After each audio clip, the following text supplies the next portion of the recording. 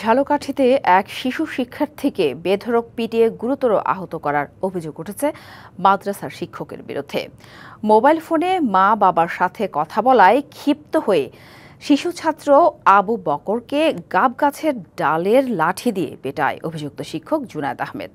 এতে গুরুতর আহত হয়ে পড়লে তাকে উদ্ধার করে রাজাপুর উপজেলা স্বাস্থ্য কেন্দ্রে ভর্তি করে শিশুটির পরিবার। বৃহস্পতিবার রাতে উপজেলার গালুয়া ইউনিয়নের দারুল কুরআন নুরানি কওমি মাদ্রাসায় এই নির্মম নির্যাতনের ঘটনা ঘটে। শিক্ষকদের শাস্তির দাবি জানিয়েছে ভুক্তভোগীর পরিবার, আর লিখিত অভিযোগ পেলে ব্যবস্থা নেওয়া হবে বলে জানিয়েছে পুলিশ।